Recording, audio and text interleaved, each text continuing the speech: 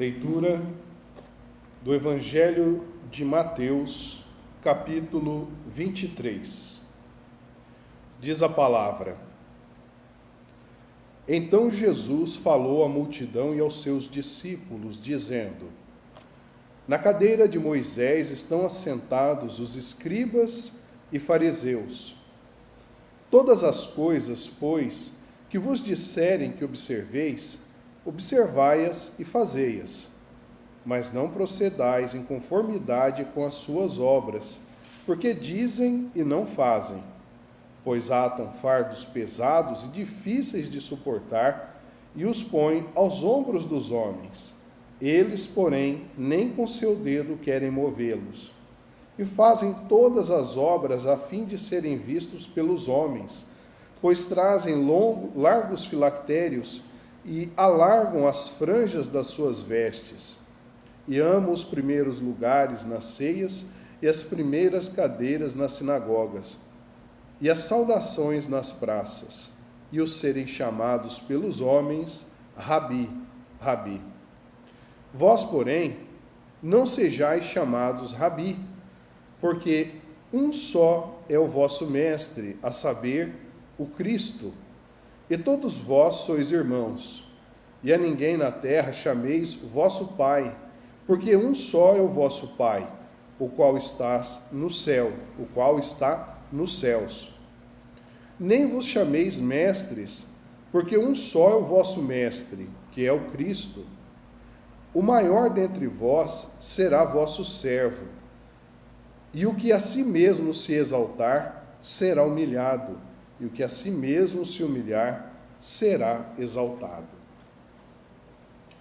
Essa é a primeira parte da nossa leitura, depois nós seguiremos com o restante do texto, se assim o tempo e o Senhor nos permitir. A primeira coisa que nós devemos atentar é com relação ao segundo versículo, quando o Senhor Jesus nos diz que na cadeira de Moisés estão assentados os escribas e os fariseus. Quem eram os escribas e os fariseus? Vamos começar pelos fariseus para nós entendermos melhor a situação. Os fariseus eram um partido político, já que Israel era uma teocracia, né? Era um governo baseado na religião.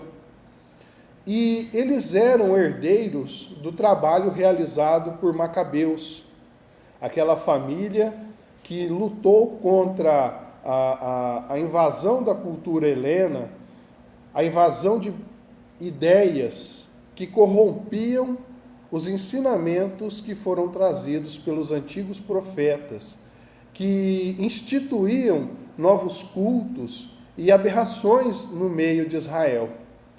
Então, Macabeus, a começar de Matatias, depois Judas e seus irmãos, eles preservaram as Escrituras e defenderam Israel dessa invasão de cultura durante muito tempo, até que, depois de anos de luta, com o apoio de Roma, eles se estabeleceram no poder, de uma maneira um tanto quanto infeliz, porque saíram os gregos e entraram os romanos. E os romanos, para dar esse apoio, cobraram, obviamente, os impostos e também, de certa forma, limitaram o poder e a condição dos próprios judeus, né? Que até depois, no período do Senhor Jesus, que vem logo após, a gente vê qual que é a situação ali, de um ódio ferrenho dos judeus pelos romanos, porque cobravam deles o imposto, e nas cartas que enviaram aos judeus, né, aos macabeus, os romanos se mostravam amigos, se mostravam interessados pela causa de Israel, se mostraram dispostos a ajudar, mas depois que ajudaram, cobraram o seu preço, não tão amigável. É por isso que Israel conseguiu, diferente de outras nações, manter as suas bases religiosas, manter a sua estrutura política, porém, sobre as ordens de Roma. Então, os fariseus eram os herdeiros, por assim dizer, desse movimento revolucionário, religioso, que houve em defesa do que havia de mais valioso. Se hoje nós temos o Antigo Testamento, se o Senhor Jesus encontrou um ambiente em condições dele realizar o seu trabalho, muito se deve ao trabalho desses homens. E aqui eu aproveito a ocasião, para novamente convidar os irmãos ao estudo, porque nós vimos há poucos dias atrás toda a história de Macabeus e o quanto eles foram importantes no contexto histórico, religioso, espiritual das nossas vidas. E aí mais um adendo. Normalmente nós usamos a escritura protestante para a pregação, mas esses livros, eles fazem parte da escritura católica, a qual nós também estudamos. Então que a gente se livre de todo o preconceito e vá em busca do entendimento, porque é esse que edifica a nossa alma. O nosso preconceito é barreira. Pois bem, então esses eram os fariseus. Só que ao contrário de Matatias, de Judas, Macabeus, que deram a sua vida, que lutaram pelos valores da palavra de Deus, nesse momento, como é comum acontecer no meio religioso, e mesmo de uma forma geral, no meio humano, essas pessoas tinham se corrompido. Elas usavam da sua autoridade social para aumentar os seus privilégios, para serem mais prestigiadas, e não exatamente para fazer a vontade de Deus. E os escribas, que remontam o passado, eram os responsáveis, principalmente pela conservação da palavra de Deus, a escrita. Eles eram os copistas, e além disso, eles juntavam as suas funções às de escrevente, que nós temos hoje. Então eles faziam os registros, que hoje seriam de cartório, os censos e tudo mais, porque ali era uma teocracia. Você envolvia o trabalho religioso e o trabalho social, trabalho comum, político. Muito bem. E esses homens, por copiar a letra, por serem letrados, instruídos, eles também tinham um reconhecimento da sociedade, porque eles conheciam a palavra de Deus, porque eles conheciam a sociedade, porque eles eram instruídos. E aí Jesus fala que tanto uns como os outros se assentavam na cadeira de Moisés. É curioso aqui a gente observar que um grupo é retirado. Os irmãos percebem qual grupo foi retirado da menção do Senhor Jesus? Os saduceus, que também era um partido religioso, e que surge depois do trabalho dos Macabeus, e que assumem a liderança, porque eles eram herdeiros de Judá, da onde deveriam vir os guias de Israel, da onde veio Davi, da onde veio o Senhor Jesus, Então, por essa questão, aqueles que trabalharam no passado, os Macabeus, cederam espaço para outro grupo que, pela regra, deveria assumir essa função. E ali eles disputavam o poder. Só que os saduceus são tirados por quê? Porque eles não creem na promessa da vida eterna. Eles entendiam que a vida era essa experiência material e que eles teriam a bênção de Deus caso eles honrassem a Deus, mas aqui nesse plano mesmo. Eles teriam uma vida dilatada e muitos filhos e bem, e depois morreriam e seu nome entraria para a história, ponto, acabou aí. Né? A existência deles e de uma ameba não faria muita diferença. Então, diferente dos demais que criam no reino dos céus, que criam na vida eterna, alguns na ressurreição, outros até mesmo na reencarnação, os saduceus simplesmente não acreditavam e são tirados daqui. Olha o que o Senhor Jesus faz, olha, eles não fazem parte, na verdade, desse contexto, eles não se assentam na cadeira de Moisés, eles estão equivocados. E o que é assentar-se na cadeira de Moisés? Quem foi Moisés, irmãos? A cadeira de Moisés não é exatamente o lugar de Moisés, é a cátedra, é da onde se julga, é da onde se tira as definições para o povo, é da onde se passa a orientação. Então a gente não pode confundir as duas coisas. Moisés, né, é um Messias, é um enviado de Deus, de extrema importância. É óbvio que esses homens não poderiam estar no mesmo lugar, na mesma altura que ele, mas ocupavam o seu papel de julgar, o seu papel de orientar, o seu papel de aproximar o povo de Deus. Tá. Mas como o faziam? De maneira equivocada. O Senhor Jesus ainda alerta, ele fala, olha, façam o que eles vos orientam a fazer. Façam o que eles vos dizem, mas não procedam como eles. Porque dizem e não fazem.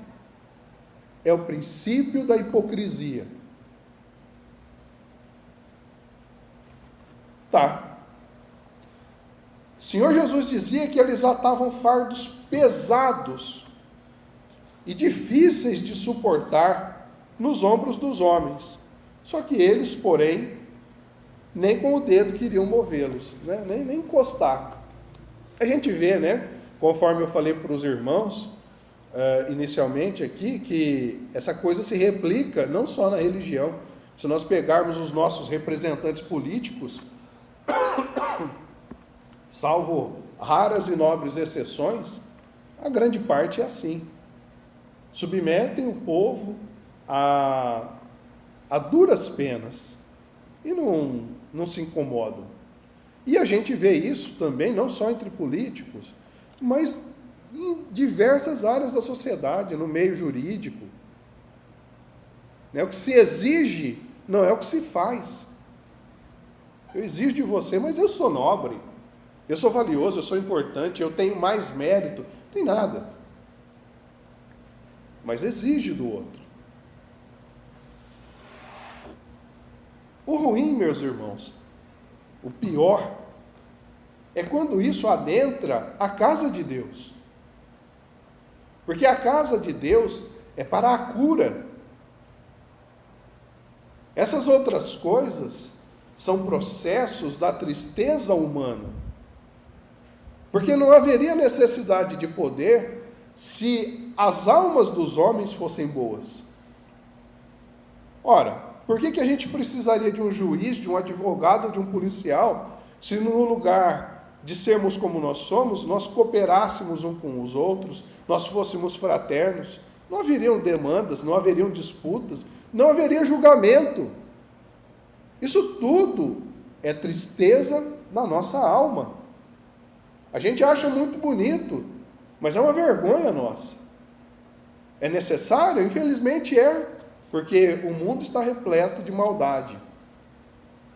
Os homens têm os seus valores distorcidos, e por isso essas coisas todas são necessárias. Mas há de vir o dia que Deus habitará a alma do homem, e tudo isso não fará mais sentido, e cairá na história, no esquecimento histórico. Um dia, irmãos, nós nos guiaremos, conforme o irmão nos disse aqui anteriormente, pelo amor. E ninguém carregará nenhum fardo pesado, e ninguém sofrerá. Seremos uns pelos outros, em amor, fraternal, em amor divino. E esses homens, além disso, eles eram extremamente vaidosos, né? Diz aqui que eles traziam largos filactérios e alargavam as franjas das suas vestes. Olha que coisa absurda. Eles tinham por hábito, em algum momento, por alguma razão de necessidade, eles começaram a notar nas bordas das próprias roupas passagens da Escritura.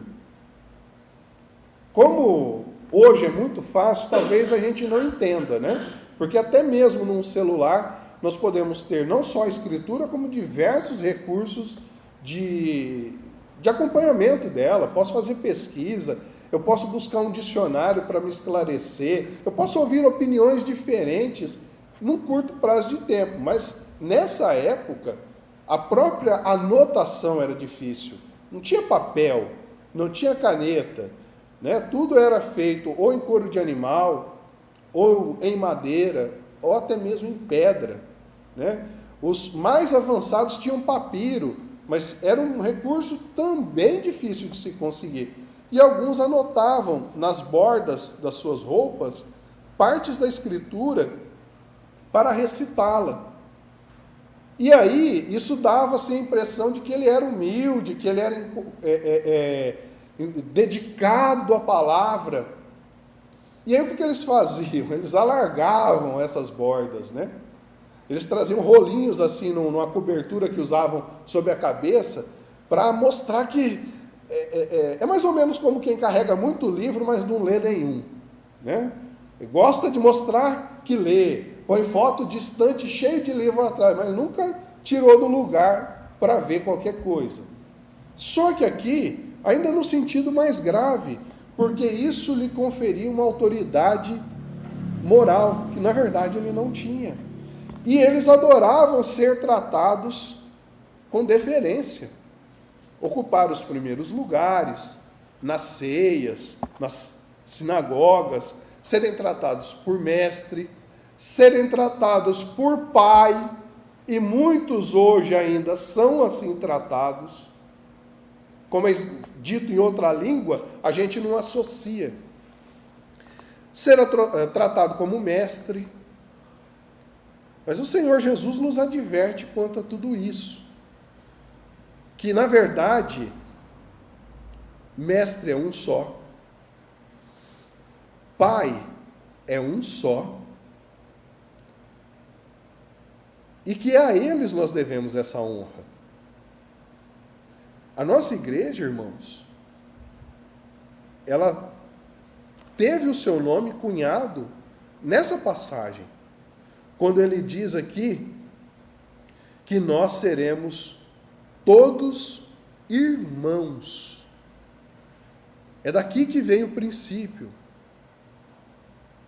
É daqui que nós fomos chamados irmãos de fé. É por isso, irmãos, que nós não temos um pastor encarnado, humano, e nós reconhecemos apenas ao Senhor Jesus como nosso pastor. E tentamos, em grupo, em igreja, definir o nosso viver. Ele diz aqui, contudo, que o maior dentre vós será aquele que serve, aquele que atende aos demais.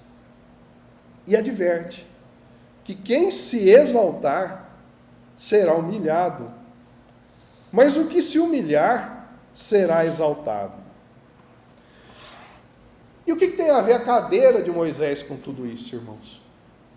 Houve um tempo em que o acesso à palavra de Deus, ao conhecimento, até mesmo dos ensinamentos divinos, era restrito. Até pouco tempo atrás, as pessoas eram analfabetas completamente. Viam as letras e não entendiam o significado daquilo. Mas pelo menos no nosso meio hoje, isso não existe. Qualquer pessoa é capaz de ler as Escrituras. E além disso, de interpretar. Quem de fato tiver o mínimo de boa vontade consegue alcançar o entendimento. E aqui, irmãos, nós estamos falando do entendimento básico da palavra. Mas nós reconhecemos que há um entendimento profundo que independe disso, que vem do Espírito Santo. Então, se eu entendi a palavra, se eu fui capaz de ler e compreender o que está escrito, se eu fiz reflexões e tirei conclusões morais, eu ainda sou beneficiado, irmãos, quando eu estou em igreja, quando há em mim boa vontade, pelo Espírito Santo, que me toca naquilo que eu preciso saber, que me envolve com a sabedoria espiritual e que me esclarece, me traz luz. A partir daí, irmãos, qual é a diferença nossa para de um sacerdote? Qual é a diferença nossa para um sacerdote? Espiritualmente falando, nenhuma. A responsabilidade nossa está dita, os deveres nossos estão ditos, os direitos, as esperanças, a graça de Deus, tudo que nós precisamos está posto para nós.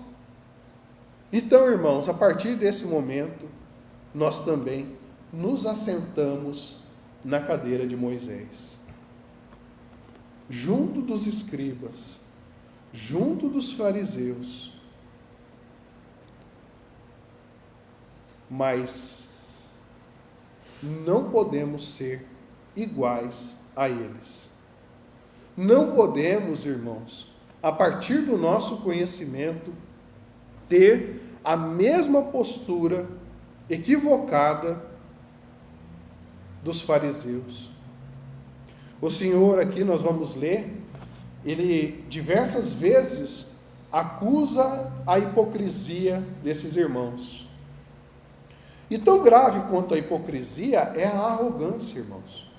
Porque quando nós temos conhecimento, quando nós somos apresentados a esse entendimento, nós adotamos uma postura equivocada.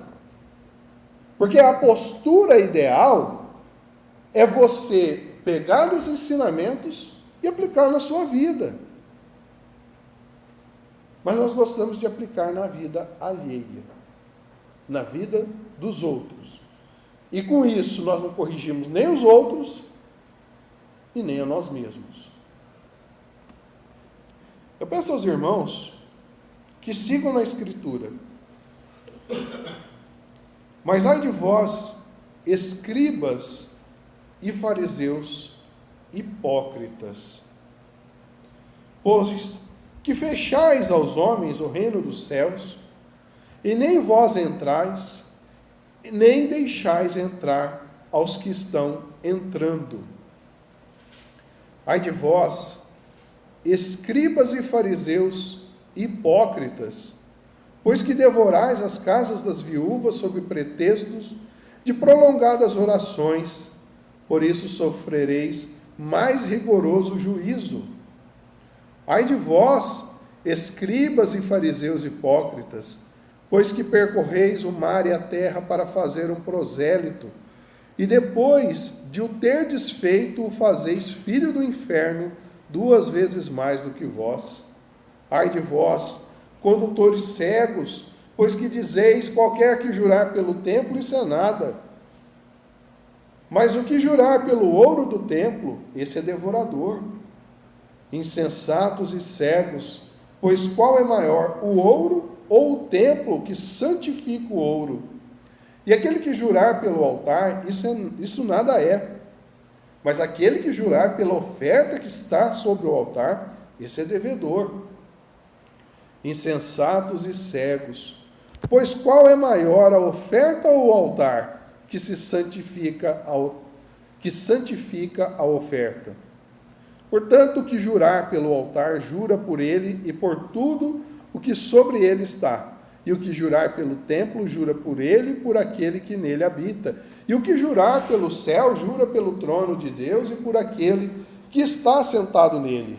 Ai de vós, escribas e fariseus hipócritas, pois que dizimais a hortelã, o endro e o cominho, e desprezais o mais importante da lei, o juízo, a misericórdia e a fé. Deve, porém, fazer estas coisas e não omitir aquelas. Condutores cegos, que coais um mosquito e engolis um camelo. Ai de vós, escribas e fariseus hipócritas, pois que limpais o exterior do copo e do prato, mas o interior está cheio de rapina e de intemperança. Fariseu cego, limpa primeiro o interior do copo e do prato, para que também o exterior fique limpo. Ai de vós, escribas e fariseus hipócritas, pois sois semelhantes aos sepulcros caiados, que fora realmente parecem formosos, mas interiormente estão cheios de ossos de mortos e de toda imundícia. Assim também vós exteriormente pareceis justos aos homens, mas interiormente estáis cheios de hipocrisia e de iniquidade. Ai de vós, escribas e fariseus hipócritas, pois que edificais os sepulcros dos profetas e adornais os monumentos dos justos, e dizeis: se existíssemos no tempo de nossos pais, nunca nos associaríamos com eles para derramar o sangue dos profetas. Assim vós mesmos testificais que sois filhos dos que mataram os profetas. Enchei vós, pois, a medida de vossos pais, serpentes, raça de víboras, como escapareis da condenação do inferno? Portanto, eis que eu vos envio profetas, sábios e escribas. A uns deles matareis e crucificareis, e a outros deles açoitarei nas sinagogas, e perseguireis de cidade em cidade, para que sobre vós caia todo o sangue justo que foi derramado sobre a terra, desde o sangue de Abel, o justo, até o sangue de Zacarias, filho de Baraquias, que matastes entre o santuário e o altar. Em verdade vos digo que todas essas coisas hão de vir sobre esta geração. Jerusalém, Jerusalém, que mata os profetas e apedreja os que te são enviados. Quantas vezes quis eu ajuntar os teus filhos, como a galinha ajunta os seus pintos debaixo das asas, e tu não quisestes. Eis que a vossa casa vos é deixada deserta, porque eu vos digo que desde agora me não vereis mais, até que digas: bendito o que vem em nome do Senhor. O Senhor segue alertando contra a hipocrisia, né? Hipocrisia vem do grego fingir, né? É o ator, é aquele que se passa por outra pessoa. Como é difícil não ser assim, né, irmãos? Como nós somos, principalmente nos dias atuais, com tantas facilidades de mudar a nossa cara, né, de mudar a cor do nosso cabelo, a expressão da nossa face. Como a gente tenta ser o que não é. E como nós não aceitamos a nossa natureza, mas também não a modificamos naquilo que é essencial. Porque as pessoas são capazes de se marcar o couro com todo tipo de tinta para ser diferente. As pessoas arrancam os pelos, tingem os cabelos para ser diferente. As pessoas cortam a carne, tiram a gordura, arrancam costela, fazem de tudo para parecer diferente. Alguns de forma até bizarra, mas o que é essencial, não há disposição de mudar. Não há vontade suficiente para isso. Nós todos somos hipócritas, nós fingimos ser aquilo que não somos, e o Senhor está aqui falando conosco. Porque, irmãos, nós não podemos alegar inocência, porque nós conhecemos, porque nós sabemos, mas nós não fazemos aquilo que é necessário. Aqui, irmãos, nós vemos como no 14, ele dizer, né, que alguns fariseus e escribas, sob pretexto de longas orações, devoravam as casas das viúvas, né? Olha que crueldade. Uma viúva na época de Jesus era a pior situação que uma mulher podia se encontrar. Porque a mulher não podia trabalhar, não a judia. Às vezes nós vemos aqui nas escrituras algumas que faziam comércio, isso e aquilo, mas em geral elas eram também viúvas, né, que herdaram o negócio do marido, mas não estavam dentro de Israel, elas estavam na diáspora. Dentro de Israel isso era muito difícil. Então, se a mulher tivesse algum bem que o marido tivesse deixado, ela ainda sobreviveria graças a isso. Mas se ela não tivesse, e se não tivesse filhos para ampará-la, o que restava era mendigar. E aí o que acontecia? A pretexto de longas orações. O Senhor adverte quanto a isso, e a gente tem que prestar atenção, que a oração ela tem que ser íntima, do coração, de boa vontade e sem qualquer interesse material, sem o desejo de receber algum benefício em dinheiro, em retribuição, qual seja. E nós vemos hoje, irmãos, que essa maldade, essa crueldade se repete. Que alguns homens, em nome de Jesus, devoram os bens alheios. Inclusive daqueles que não têm o que dar. E quando fala isso, nós logo os associamos com os falsos profetas que estão aí anunciando a palavra de Deus para benefício próprio, por todas as religiões. Mas conforme nós dissemos, irmãos, nós somos os escribas e os fariseus de hoje.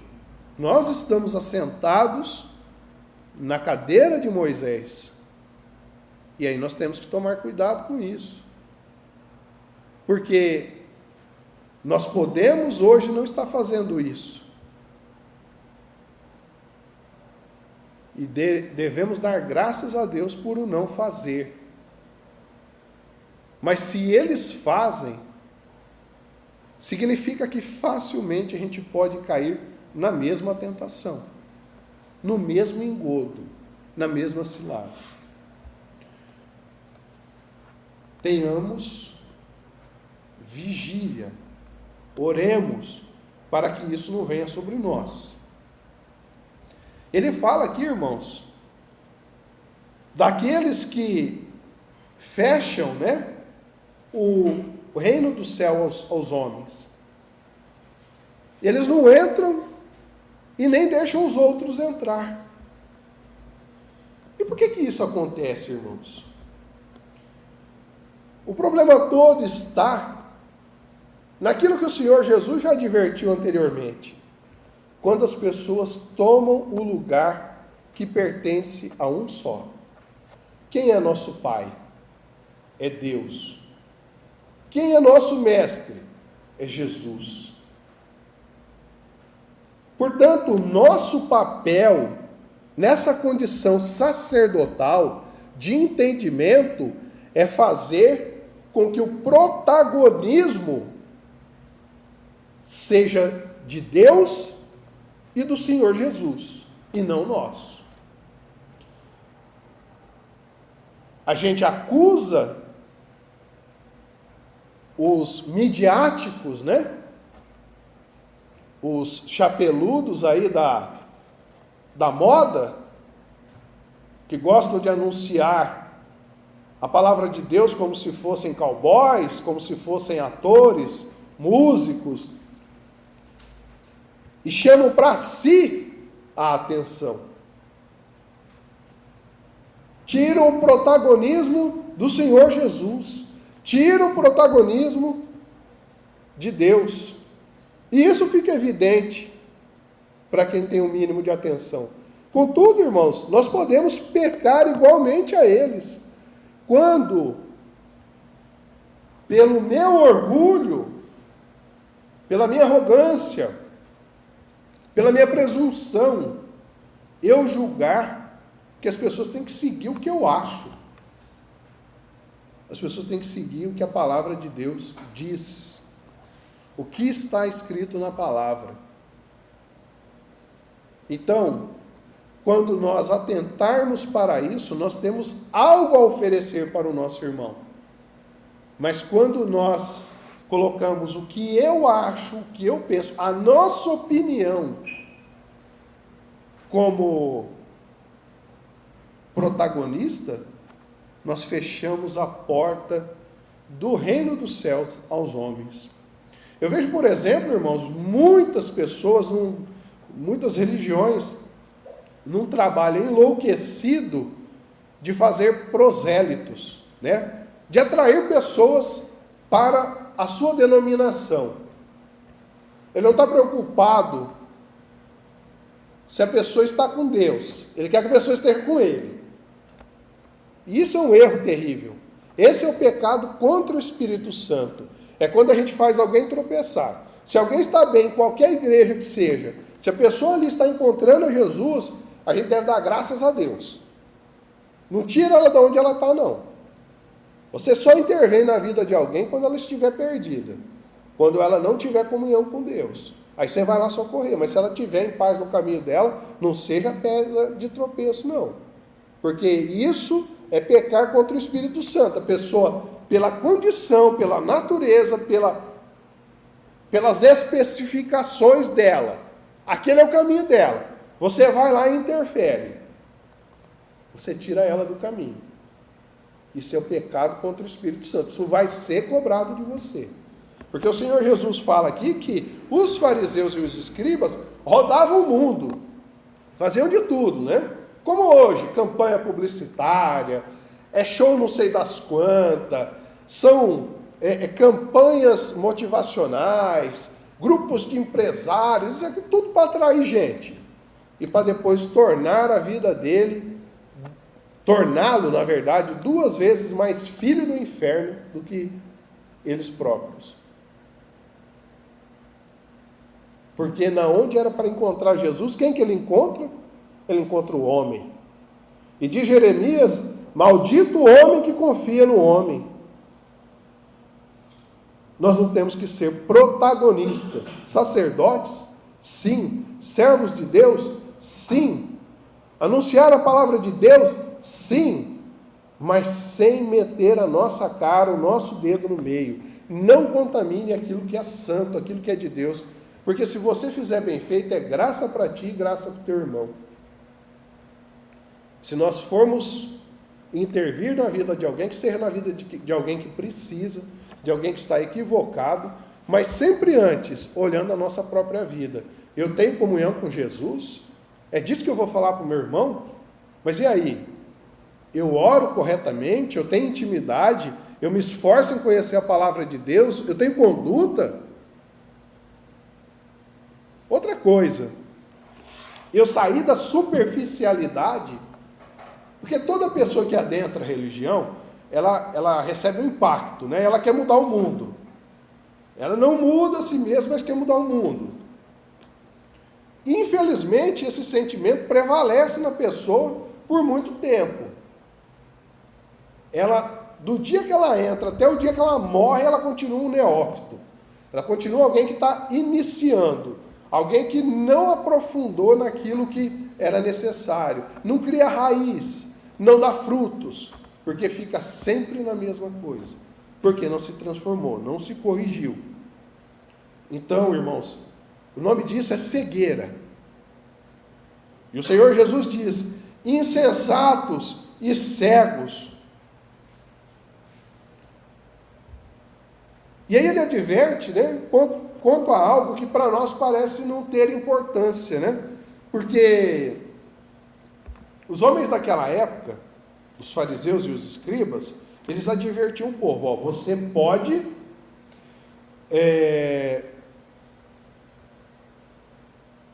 pode jurar pelo templo ou pelo altar, mas sobre o ouro e sobre a oferta, não. Por que isso? Porque de toda oferta que se fazia, o levita, o representante de Deus, e aí você associava o fariseu, o escriba e todo mundo que tivesse nesse meio, eles tiravam a parte para si. Porque os descendentes de Levi não teriam parte em terra, porque cuidariam da religião. Mas para a sua sobrevivência, né, que depois muda, ele não vai ter posse, mas ele vai comprar essas posses, porque começa a render, é muito ouro no templo, é muita oferta no templo, né? Olha, se ele tem parte de um cabrito, ele não vai comer aquilo inteiro, ele vende outra parte, aí ele fica com o dinheiro. Percebe como é que o homem vai corrompendo as coisas? Então logo eles falaram, não, vocês não vão jurar pelas ofertas, a oferta não é vossa, vai diminuir o meu ganho. Né? Sabe lá que jeito que era esse juramento, né? O homem é muito esquisito, é muito terrível, muito perdido, muito atrasado. Então assim, você jura pelo templo, você jura pelo altar. E aí o Senhor Jesus falou, mas que absurdo é esse? Não é o templo e o altar que santifica a oferta? Quando você jura por eles, você está jurando por tudo que está aí. E aí o Senhor Jesus fala que a gente não deve jurar por nada. Como é que ele fala para nós? Como é que deve ser o nosso dizer? Sim, sim. Não, não. As pessoas não entendem isso, né? A gente tem uma certa dificuldade com a nossa própria língua, né? Então lá é sim, vírgula, sim. Então se você disse sim, o teu sim tem que valer como sim. E se você disser não, vírgula, tem que valer como não. E alguns entendem que tem que ser repetitivo, né? Sim, sim e não, não. Não é isso não, meu irmão. É que a tua palavra tem que valer alguma coisa. Ela não pode ser inválida. Você não pode ser um mentiroso que seja necessário jurar por qualquer coisa que seja. A sua mãe, o seu pai, os seus filhos, o templo, o altar, a oferta, coisa nenhuma. Seja homem, né? Fala a verdade. Isso é bênção para você eternamente. Aí, irmãos, a loucura, vocês veem como é que vai tomando uma dimensão que extrapola. O outro interessado na oferta, no ouro, de que ele não deveria tomar posse, permite que se jure pelo templo, pelo altar. Aí em vez de falar a verdade, ou em vez de cumprir com o seu papel, ou ter fé, nós temos uma bênção tão grande, irmãos. Eu peço aos irmãos que observem que a igreja, essa santa igreja que Deus nos deu, e que atende às nossas necessidades, que seja nos períodos que nós estamos bem, ou nos períodos que nós estamos mal, o quanto o Senhor Jesus é presente, o quanto Ele fala conosco, o quanto Ele vem, como Ele diz aqui, nos abrigar sobre as asas dEle. Eu acho abençoado demais. Eu acho assim que é um privilégio realmente o que nos é dado, porque não depende de nós. Nós atuamos. Nós somos quase que hipócritas no sentido original da palavra. Nós somos como aqueles que foram preparar a Páscoa do Senhor e encontraram um cenáculo pronto. Deus, desde o início, fez tudo pronto para nós. Ele só nos dá o tempo de nós amadurecermos para alcançar aquilo que é pronto. Ele dá o tempo do filho pródigo ir ao fundo do poço, ver que está equivocado e retornar para Ele. Nós vivemos esse processo, o Senhor está presente o tempo todo nos atendendo. Sejamos poucos, sejamos muito, sejamos santos, sejamos pecadores, o Senhor está presente e nos atende. E é por isso que nós temos que colocá-lo em evidência e sair da cena né? Não colocar a nossa pessoa em primeiro lugar, porque nós somos pecadores. Ele fala, condutores cegos, que coais um mosquito e engolis um camelo. Isso fala muito da nossa natureza mesquinha, né, de como nós somos afetados. Nós vamos tolerando tudo é permitido, em nome até do perdão, em nome da tolerância.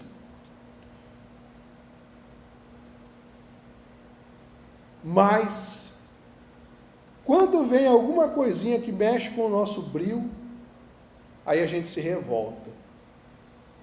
Engolimos camelo, mas vem um mosquitinho, não, isso eu não aceito.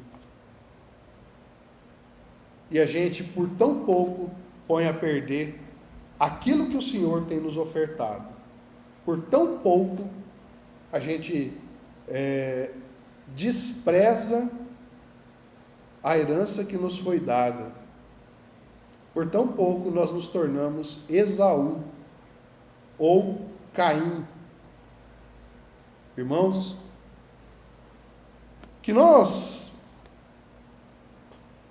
não sejamos essa raça de víboras, porque a raça de víboras, segundo o Senhor, não escapará da condenação do inferno. Aceitemos os profetas, os sábios, de bom gosto, aqueles que o Senhor nos trouxe a nos ensinar. Vamos agir conforme manda a cadeira de Moisés, com bom senso, com prudência. O Senhor nos ofertou uma condição melhor que muitos homens. E vamos corresponder ao amor do Senhor Jesus. Que a gente possa se achegar sobre os seus braços pregados numa cruz infame, os seus braços açoitados de maneira cruel, o seu lado sangrando por uma lança infame. Irmãos, já é tempo, porque nós não o veremos enquanto nós não dissermos: bendito o que vem em nome do Senhor. Amém.